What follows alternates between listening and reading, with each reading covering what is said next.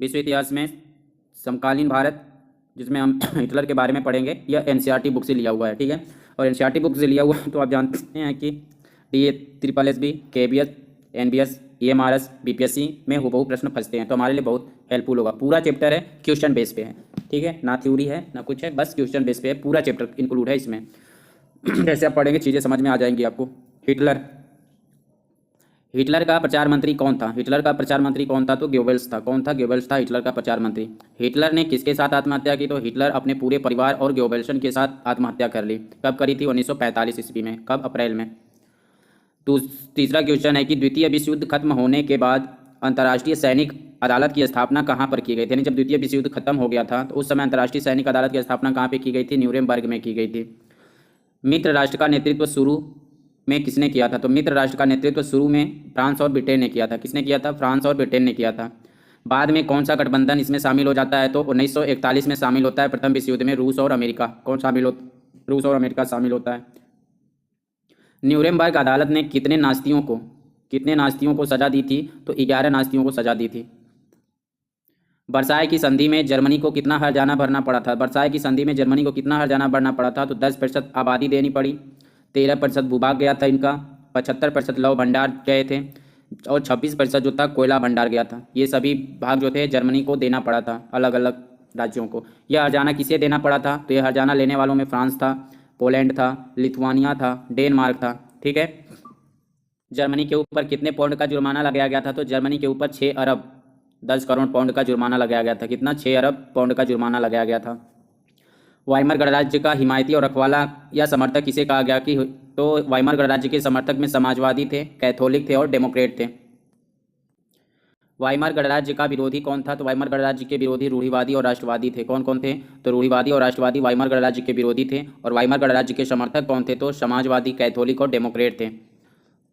अगर वाइमर गणराज्य के विरोधी का ट्रिक से हमें याद करें तो ट्रिक क्या चलती है? वाइपर। हम क्या लगाएंगे? वाइमर का मतलब वाइपर लिखेंगे। वाइपर जो अभी फिलहाल में चल रहा है, वाइपर जिसे हम घर में साफ सुथरा करते हैं। तो वाइपर का विरोधी कौन होता है? जैसे अभी टॉयलेट मूवी आई थी तो टॉयलेट मूवी का टॉयलेट का विरोधी कौन था? तो अक्षय कुमार का बाप जो था वो विरोधी था। क्यों? क्योंकि वो रूढ़िवादी सोच का था। रूढ़िवादी सोच का मतलब जो बुजुर्ग लोग ज़्यादातर देखने को मिलते हैं रूढ़िवादी सोच में थे। तो वाइपर का विरोधी कौन करेगा? रूढ़िवादी सोच वाले करेंगे। और राष्ट्रवादी जो नेशनलिस्ट होते हैं ये क्या विरोधी करते हैं? वाइपर।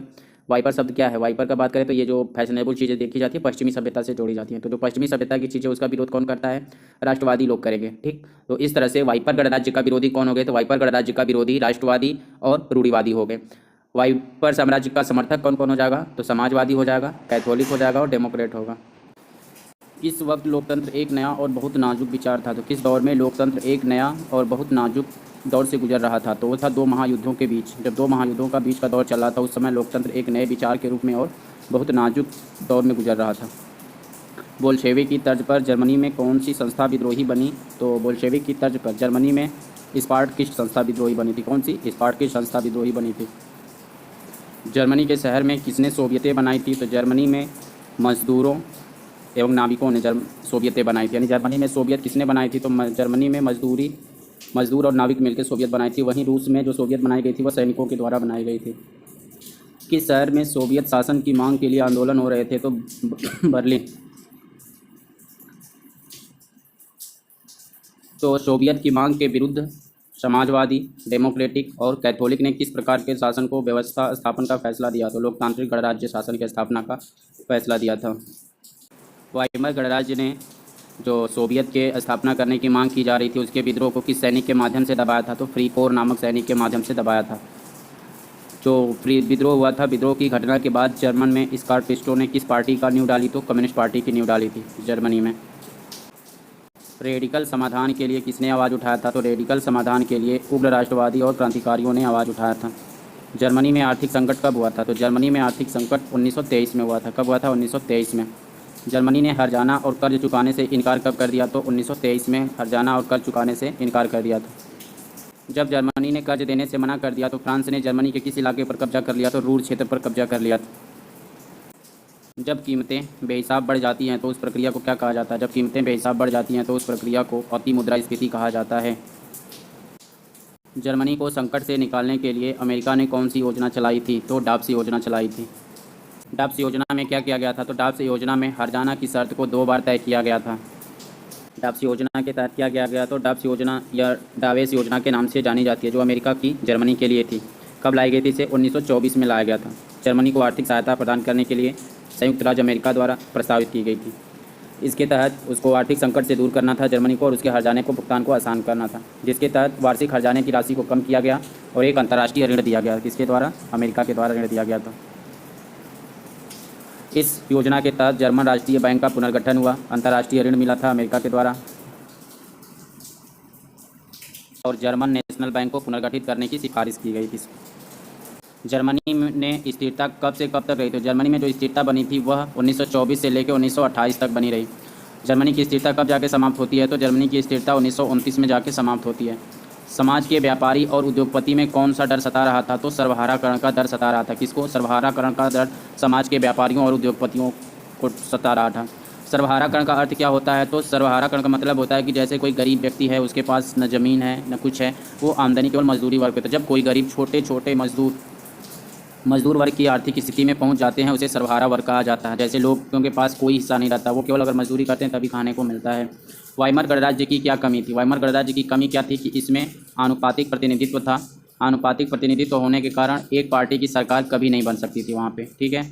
अनुच्छेद 48 में क्या कहा गया था? अनुच्छेद 48 था, उसमें कहा गया था कि राष्ट्रपति को आपातकाल लागू करने, नागरिकता अधिकार रद्द करने और अध्यादेश से शासन चलाने की छूट मिली थी। किसको? राष्ट्रपति को। वाइमर गणराज्य में मंत्रिमंडल में कितने मंत्री थे? तो वाइमर गणराज्य के मंत्रिमंडल में कुल मंत्रियों की संख्या 20 थी। वाइमर गणराज्य का अस्तित्व औसत अवधि कितनी दिन की होती थी? तो वाइमर गणराज्य की औसत अवधि 230 दिन की। हिटलर का जन्म कब हुआ था? हिटलर का जन्म 1889 में ऑस्ट्रिया में हुआ था। हिटलर फौज में क्या था? तो हिटलर फौज में था, अग्रिम मोर्चे पर संदेशवाहक और कारपोरक बना था। क्या बना था? कारपोरक बना था। जर्मनी की पराजय से हिटलर ने क्या महसूस किया? तो जर्मनी की पराजय से हिटलर महसूस ये किया कि वह पूरी तरह से हिल गया था। हिल गया था मतलब पूरी तरह से कांप जाना, पूरा कांप जाना उसका, ठीक है। वर्साय की संधि से हिटलर क्या हुआ था? तो जब वर्साय की संधि हुई थी तो हिटलर उससे क्या हुआ था? आग बबूला हुआ था। किससे आग बबूला हुआ था? और जर्मनी की पराजय से हिल गया था। हिटलर में जर्मन वर्कर्स पार्टी की सदस्यता कब ली? हिटलर ने जर्मन वर्क्स पार्टी की सदस्यता 1919 में ली थी। कब ली थी? 1919 में। और जर्मन वर्क्स पार्टी को नेशनल सोशलिस्ट पार्टी कब बनाया गया? 1920 में बनाया गया। हिटलर ने जर्मन वर्क्स पार्टी पर अधिकार करके क्या नाम रखा? तो नेशनल सोशलिस्ट पार्टी रखा। कब बनाया था इसे? 1920 में बनाया था, 1920 में। और सदस्यता कब ली थी इसकी? तो 1919 में ली थी। जर्मन वर्कर्स पार्टी को क्या कहा जाता था? नाज़ी पार्टी भी कहा जाता था इसको। हिटलर ने बवेरिया पर कब्जा और बर्लिन पर चढ़ाई करने की योजना कब बनाई थी? तो हिटलर ने बवेरिया पर कब्जा और बर्लिन पर चढ़ाई करने की योजना 1923 में बनाई थी। इसके कारण देशद्रोह हुआ और जेल में डाल दिया गया था, ठीक। यानी किस पर विद्रोह करने के कारण हिटलर को जेल में डाल दिया गया था? तो बवेरिया पर कब्जा करने और बर्लिन पर चढ़ाई करने की योजना के द्वारा। न्यूरेमबर्ग पार्टी कांग्रेस में हिटलर का स्वागत कब किया गया था? तो न्यूरेमबर्ग पार्टी कांग्रेस में हिटलर का स्वागत 1938 में किया गया था। हिटलर जेल से कब छूटा था? 1924 में। हिटलर ने कौन सी पुस्तक लिखी थी आत्मकथा? तो मीन कैंप नामक से। कब लिखी थी? जेल में ही लिखा था उसने। 1929 के चुनाव में हिटलर को कितने वोट मिले थे? तो 1929 के चुनाव में हिटलर को 2.6% यानी 12 सीट मिली थी। कितनी सीट मिली थी? 12 सीट मिली थी 1929 के चुनाव में। बहुत बड़ा कन्फ्यूजन है बुकों का। यहाँ पे 1929 दिया हुआ है, यहीं आप एनसीईआरटी की बुक में देखा होता तो आपने वहाँ पे क्या देखा था? 1928 लिखा हुआ है, ठीक है। तो एनसीईआरटी को सही माना जाता है, तो एनसीईआरटी को सही मानेंगे हम। किस मानेंगे? 1928 को। इस चीज़ को हम ध्यान देंगे कि किस चुनाव में हिटलर को केवल 12 वोट मिले थे, तो 1928 के चुनाव में उसको 12 वोट मिले थे, ठीक है। और 1924 के चुनाव में कितने वोट मिले थे? 32 वोट मिले थे उसको। 2.6% वोट मिले थे। 12 सीट थी यार, 12 सीट मिली थी, ये ध्यान दो। 1932 के चुनाव में कितनी सीट मिली थी? तो 1932 के चुनाव में इसको 230 सीटें मिली थी। कितनी सीट मिली थी? 230 सीटें मिली थी। ये सही दिया हुआ उसने। कितने परसेंट? 37%। 37% वोट मिले थे और 230 सीटें मिली थी।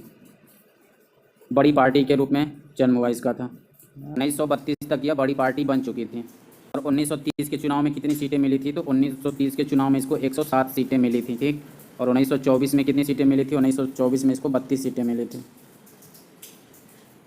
हिटलर को चांसलर बनने का मौका कब दिया गया था? तो 30 जनवरी 1933 को। कब दिया गया? 30 जनवरी 1933 को। जर्मन संसद भवन में आग कब लगी थी? तो जर्मन संसद भवन में आग फरवरी 1933 को लगी थी। कब लगी थी? फरवरी 1933 को। अग्नि अध्यादेश कब लागू हुआ था? तो अग्नि अध्यादेश लागू हुआ था 28 फरवरी 1933 को। आग कब लगी? फरवरी 1933 में। तो उसके बाद अग्नि अध्यादेश कब आता है? 28 फरवरी 1933 को होता है। अग्नि अध्यादेश क्या था? तो अग्नि अध्यादेश था कि अभिव्यक्ति, प्रेस एवं सभा करने की आज़ादी पर रोक लगा दिया गया। कब? अनिश्चित काल के लिए लगा दिया गया था, ठीक है। और अग्निकांड का आरोप किसके ऊपर लगाया था? तो समाजवादियों के ऊपर लगाया था। किसने? हिटलर ने। हिटलर ने अपने किस विरोधियों पर निशाना साधा था? तो कम्युनिस्ट पर साधा था। किस पे साधा था? कम्युनिस्ट पे साधा था, समाजवादियों पे साधा था, साम्यवादियों पे साधा था। 5 लाख आबादी वाला शहर कौन सा था? तो ड्यूसलडॉर्फ जो था वो 5 लाख आबादी वाला शहर था। नाज़ी ने कुल कितने किस्म के लोगों को अपने दमन का निशाना बनाया था? तो नाज़ी ने कुल 52 किस्म के लोगों को, कितने किस्म के लोगों को? तो 52 किस्म के लोगों को अपने दमन का निशाना बनाया था। इन बेलिंग एक्ट कब लागू किया गया था? तो इन बेलिंग एक्ट 3 मार्च 1933 को लागू किया गया था। किस एक्ट के तहत जर्मन में तानाशाही की स्थापना की गई? तो इन बेलिंग एक्ट के तहत जर्मन में तानाशाही की स्थापना की गई थी। इन बेलिंग एक्ट क्या था? तो तानाशाही शासन था, जिसमें नाज़ी पार्टी और उससे जुड़े संगठन को छोड़कर सब पर पाबंदी लगा दी गई थी। हिटलर से पहले कौन सी पुलिस मौजूद थी? तो हिटलर से पहले हरी वर्दीधारी पुलिस मौजूद थी और स्टार्म ट्रूपर्स थे। कौन थे? स्टार्म ट्रूपर्स थे पहले। हिटलर से पहले कौन सी पुलिस मौजूद थी? तो हरी वर्दीधारी पुलिस और स्टार्म ट्रूपर्स, जिसे एसए कहा जाता था।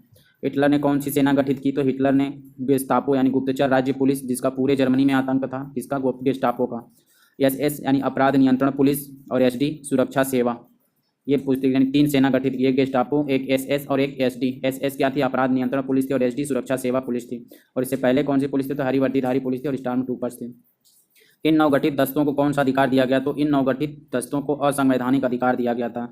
गेस्तापो क्या थी? गुप्तचर राज्य पुलिस का अधिकार क्या था? बिना मर्जी के गिरफ्तार करने और दंड करने का अधिकार किसको था? गेस्तापो का था। इसका आतंक पूरे जर्मनी में था। पुलिस बलों ने निरंकुश और निरपेक्ष शासन का अधिकार कैसे प्राप्त किया था? तो दंड की आशंका से मुक्ति होने पर।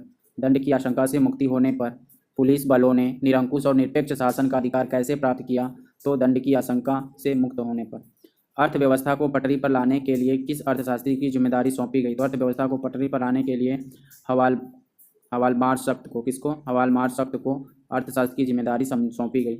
साख्त ने पहले क्या लक्ष्य रखा था? तो सरकारी खर्चों से 100% उत्पादन और 100% रोजगार का लक्ष्य रखा था। किसने? साख्त ने लगा था।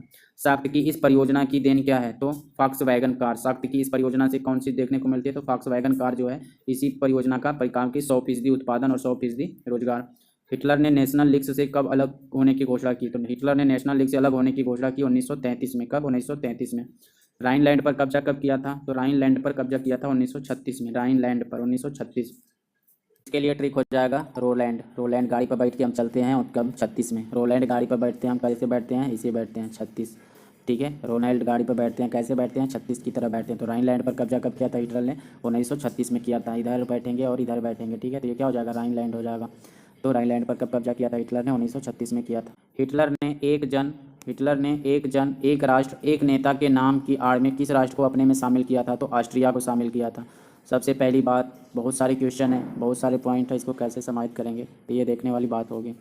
जर्मनी नहीं, हिटलर ने एक जन एक राष्ट्र एक नेता के आड़ में किसको अपने साम्राज्य में शामिल किया? तो ऑस्ट्रिया को शामिल किया। ऑस्ट्रिया को कब शामिल किया था? तो 1938 ईस्वी में। रोलैंड पे 1936 में और ऑस्ट्रिया पे 1938 में। क्या बोलता है ऑस्ट्रिया को? तुम ही हो मेरे, तुम ही हो माता, तुम ही पिता हो, तुम ही हो बंधु, तुम ही सखा हो, यानी सब कुछ तुम ही हो, एक ही तुम ही हो, एक ही तुम ही हो, हम तुम एक ही हैं। किसको कहता है? ऑस्ट्रिया को।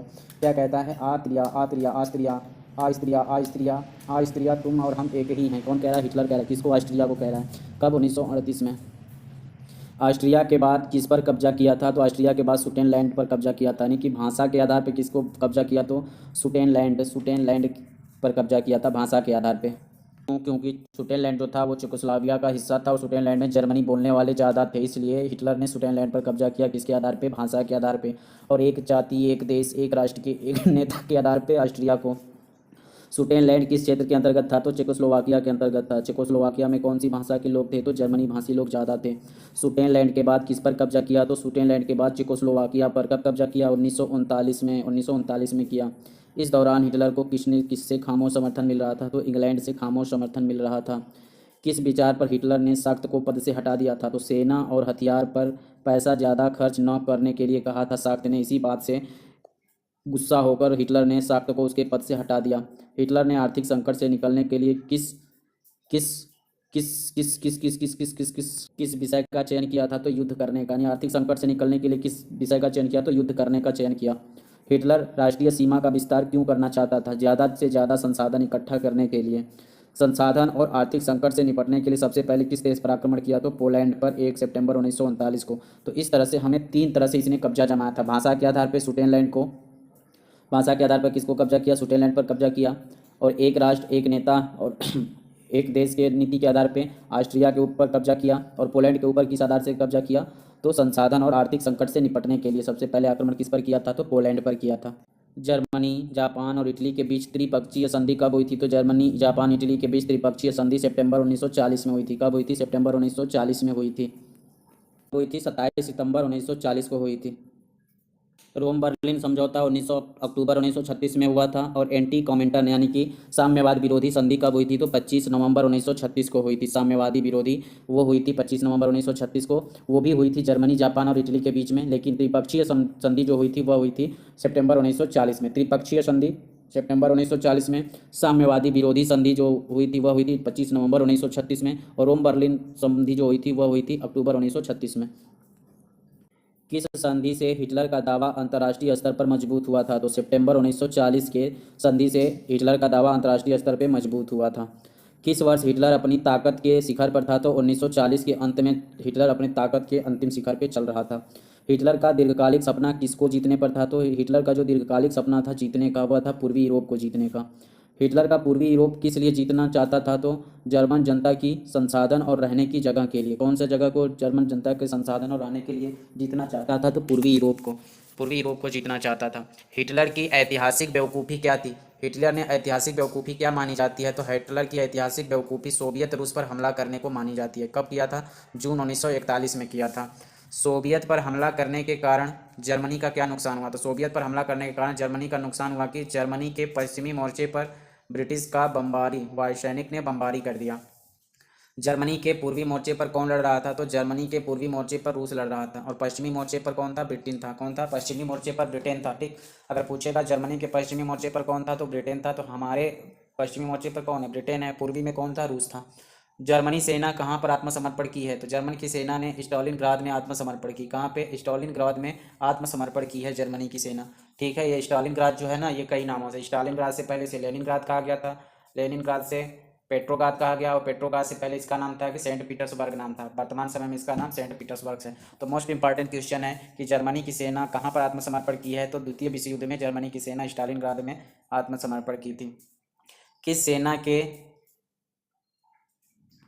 जर्मनी की सेना ने स्टालिनग्राद में आत्मसमर्पण किया? तो किस सेना के सामने आत्मसमर्पण किया था? तो सोवियत की लाल सेना के सामने आत्मसमर्पण किया था। किसके सेना के साथ? सोवियत की लाल सेना के सामने आत्मसमर्पण किया था। सोवियत सेना ने जर्मनी सेना का कहाँ तक पीछा किया था? तो सोवियत सेना ने जर्मनी सेना का बर्लिन तक पीछा किया था। कहाँ तक पीछा किया था? बर्लिन तक पीछा किया था। इस जीत के बाद पूर्वी यूरोप पर किसका वर्चस्व कायम हुआ? तो इस जीत के बाद पूर्वी यूरोप पर रूस का वर्चस्व कायम हो गया था। रूस का वर्चस्व कब तक बना रहा? तो आधी सदी तक रूस का वर्चस्व उस पर बना रहा था। अमेरिकी सैन्य ठिकाना प्रशांत महासागर, पार्क हार्बर पर आक्रमण कब होता है? 7 अगस्त को होता है। नाज़ी विचारधारा हिटलर के विश्व दृष्टिकोण का क्या था? नाज़ी विचारधारा जो था वह हिटलर के विश्व दृष्टिकोण का पर्यायवाची और विलोम था, पर्यायवाची था। नाज़ी को समाज में किस पायदान पर रखा गया था? तो नाज़ी को समाजवाद में सबसे ऊपर रखा गया था।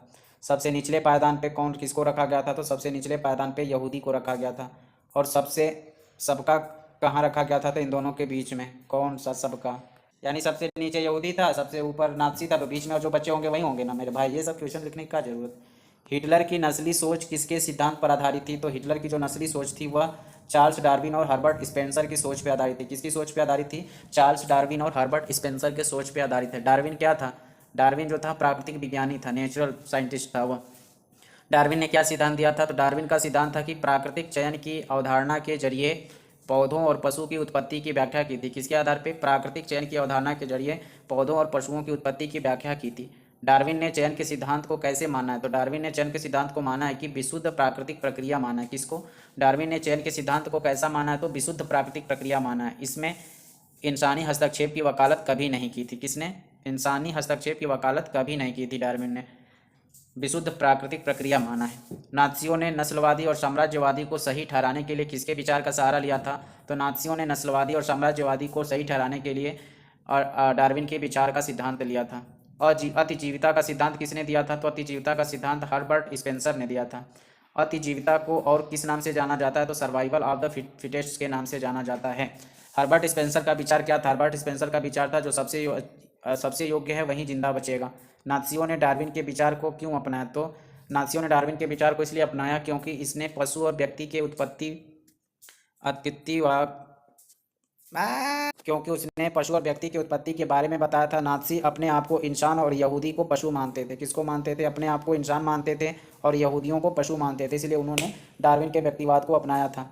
हिटलर की विचारधारा का दूसरा पहलू क्या था? तो हिटलर की विचारधारा का दूसरा पहलू था लेवेंस्ट्राउम। क्या था? लेवेंस्ट्राउम। लेवेंस्ट्राउम का अर्थ क्या है? तो जीवनी परिधि भी भू राजनीतिक अवधारणा। जीवनी परिधि की भू राजनीतिक अवधारणा। जीवनी परिधि की भू राजनीतिक अवधारणा थी लेवेंस्ट्राउ। पूरब में जर्मन के विस्तार की पहली प्रयोगशाला क्या थी? पोलैंड पर अधिकार। पूरब में जर्मन के विस्तार की पहली प्रयोगशाला किसे माना जाता है? तो पोलैंड पर आक्रमण पहली प्रयोगशाला माना जाता है। हिटलर सीक्रेट्स बुक के लेखक कौन है? हिटलर सीक्रेट्स बुक के लेखक कौन है? तो टेलफोर्ड टेलर है। कौन है? हिटलर सीक्रेट्स बुक के लेखक हैं टेलफोर्ड टेलर। नात्सी कैसा समाज बनाना चाहते थे? तो शुद्ध और स्वस्थ नॉर्डिक आर्य का समाज बनाना चाहते थे। ब्लांड किसे कहा जाता था? तो ब्लांड नीली आंखें और सुनहरे बालों वालों को ब्लांड कहा जाता था। नॉर्डिक जर्मन आर्य किसे कहा जाता था? तो आर्य बताए जाने वालों की शाखा उत्तर यूरोपीय देश में रहने वाले जर्मन या मूल के। नॉर्डिक देश कौन से थे? तो नॉर्डिक देश उत्तर पूर्वी के थे। उत्तर पूर्व में नॉर्डिक देश में कौन कौन आते थे? तो नॉर्डिक देश में डेनमार्क, फिनलैंड, आइसलैंड, नॉर्वे और स्वीडन आते थे। यूथनेजिया का क्या अर्थ है? यूथनेजिया का अर्थ होता है दया मृत्यु। यूथनेजिया का अर्थ दया मृत्यु है। जर्मनी में रहने वाले लोगों में किनकी पहले नागरिकता छीनी गई फिर उन्हें मार दिया गया? तो जर्मनी में रहने वाले लोगों में सबसे पहले जिप्सी और अश्वेत लोगों की नागरिकता छीनी गई और उन्हें मार दिया गया। किन लोगों को मनुष्य से कमतर मापा गया है? तो रूस और पोलिश लोगों को मनुष्य से कमतर आंका गया है। किन लोगों को काम और भूख से मार दिया गया? तो रूस और पोलिश लोगों को काम और भूख से मार दिया गया। नात्सी में सबसे बुरा हाल किसका था? तो यहूदियों का था। ईसाइयों का आरोप कि ईसा मसीह को किसने मारा था? तो ईसाइयों का आरोप था कि ईसा मसीह को यहूदियों ने मारा था। ईसाइयों की नज़र में यहूदी क्या थे? तो ईसाइयों की नज़र में यहूदी थे आदतन हत्यारा और सुदखोर थे। यहूदियों की जमीन का मालिक बनने की मनाही कब तक थी? युद्ध काल, मध्यकाल तक।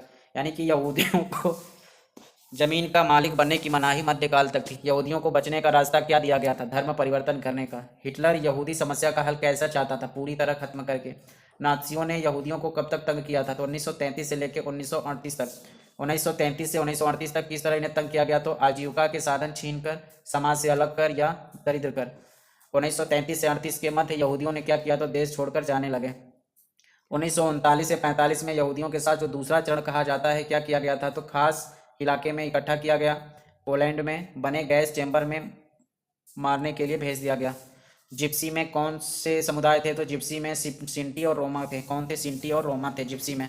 एक सिक्के के दो पहलू किसे बना दिया गया? तो एक सिक्के के दो पहलू जनसंहार और युद्ध को एक सिक्के के दो पहलू बना दिया गया। जनसंहार एक तरफ, जनसंहार एक तरफ युद्ध। हिटलर ने किस राष्ट्र को पूरी तरह से तहस नहस कर दिया? तो पोलैंड को पूरी तरह से तहस नहस किया था। पोलैंड के किस हिस्से को जर्मनी में मिला लिया गया? तो पोलैंड के उत्तरी पश्चिमी हिस्से को जर्मनी में मिला लिया गया था।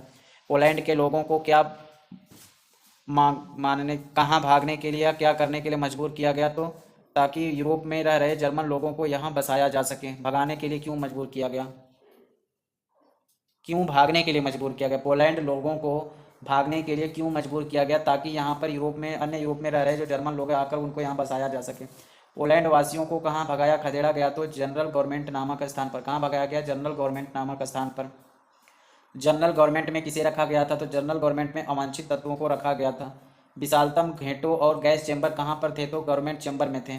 कहाँ के बुद्धिजीवियों को मौत के घाट उतार दिया गया? तो पोलैंड के बुद्धिजीवियों को मौत के घाट उतार दिया गया। पोलैंड के साथ ऐसा क्यों किया जा रहा था? क्योंकि समाज को बौद्धिक और आध्यात्मिक स्तर पर गुलाम बनाना था।